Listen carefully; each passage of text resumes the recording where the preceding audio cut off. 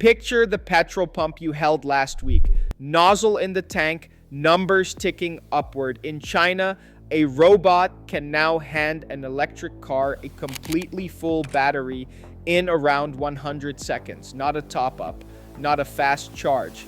The whole battery lifted out and replaced in less time than it takes to queue at the till and pay for your fuel. And the speed is not even the strange part. The strange part is who is building these machines and how fast they are multiplying. Because the company behind the biggest rollout does not sell a single car. Hold that thought, because it explains why this idea is working now after failing almost everywhere else. First, the problem: an electric car is a lovely thing right up until you are in a hurry, charge it overnight at home, and you barely think about fuel again. But on a long trip, even a powerful fast charger wants 20 or 30 minutes of your day, and on a busy holiday weekend, you might queue just to reach the plug. Petrol spent a century training us to expect a stop measured in minutes. In and out, tank full, gone. Electricity has struggled to match that ritual. So engineers in China went after a different question entirely. What if the car never waited for electricity at all? What if you simply traded the empty battery for a full one, the way you swap the gas cylinder on a barbecue?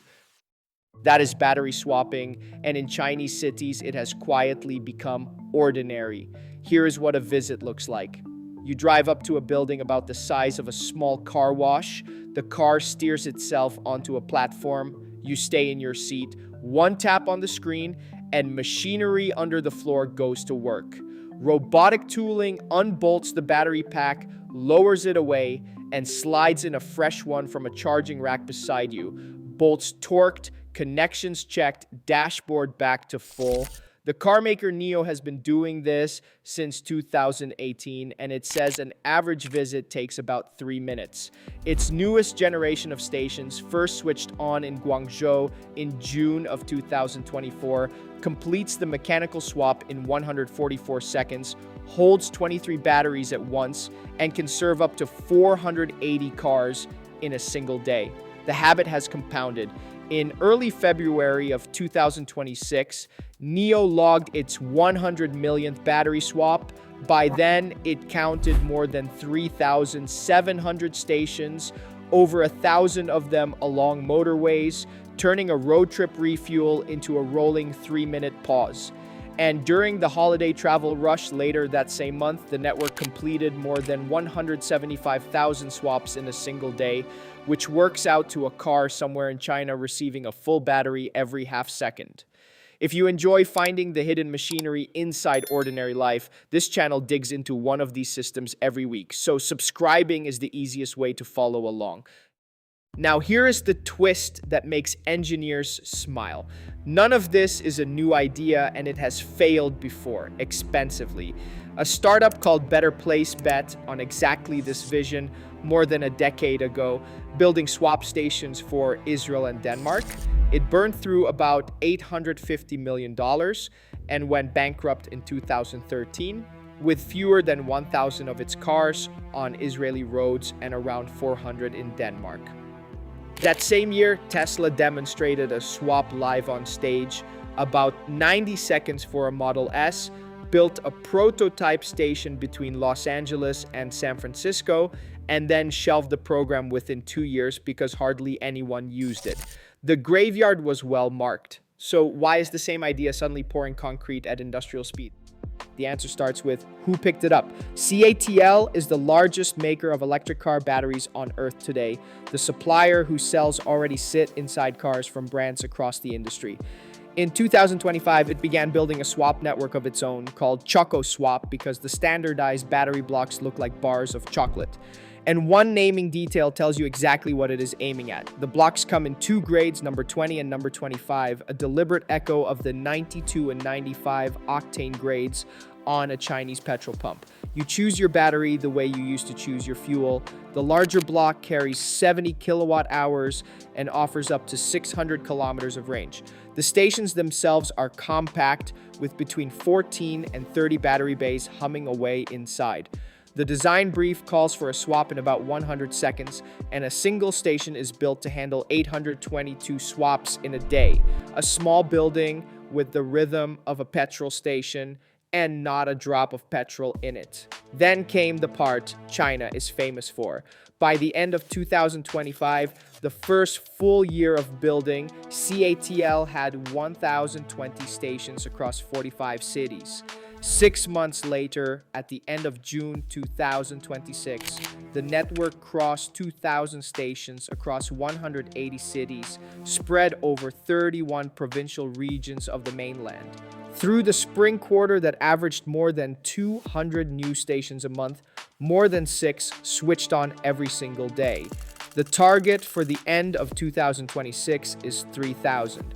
Fold in the company's separate swap network for heavy trucks, and the stated goal is more than 4,000 stations combined. The long-term number on its own slides is 30,000, opened up to franchisees. If that pace flips how you picture what a car even is, subscribe and stick around, because these quiet redesigns of daily life are exactly what we hunt for here. Why is it working this time? 3 reasons, and they stack. First, standardization. Better Place could swap essentially one car model, and Tesla could swap only Teslas. CATL sits underneath the whole industry, so it could design one battery block and invite everyone in. The first cars built around it from brands like Chang'an, GAC, and Hongqi began arriving in 2025, with about 10 models planned into 2026. Second, the order of operations. Last time, drivers were asked to buy the car before the stations existed. This time, the stations are being stamped out first, hundreds a month, so the network is waiting before the driver ever needs it. Third, the market itself. By the first half of 2025, just over half of all new passenger cars sold in China were new energy vehicles. When electric becomes the default, the question of what replaces the petrol station stops being theoretical, and the price is aimed straight at the old habit. Under one plan, you rent the battery rather than own it, paying about 1 yuan for every 10 kilometers you drive, with monthly packages running from about 370 yuan to just under 600, roughly $50 to $80. Renting changes something subtle too. If you never own the battery, you never own its aging. Degradation, the quiet fear of every electric car buyer, becomes the operator's problem. The pack that slides under your feet tonight might be fresher than the one you gave up. Your car stops being a battery with wheels and becomes a socket that batteries pass through. CATL's stated next step is 10,000 stations at home within roughly 3 years of launch. Treat that as ambition rather than forecast, but the idea is already looking past the mainland. The company has signed an agreement to build a swap network in Hong Kong, and its executives talk openly about copying the model in Europe once the home network is dense enough. Plans, not certainties. Still, the direction of travel is hard to miss. Underneath it all sits a quieter redefinition. For about a century, energy for your car was something you bought a few minutes at a time through a hose from a tank buried beneath a forecourt. Swapping turns it into a subscription delivered by racks of batteries that sip electricity through the night when it is cheap and plentiful, and stand ready by morning. The battery stops belonging to your car and starts belonging to the network. So the next time you stand on a forecourt, nozzle in hand, watching the numbers climb, think about what those 100 seconds really mean. The pit stop was never about fuel, it was about waiting. And somewhere in China, a robot has just made the waiting optional.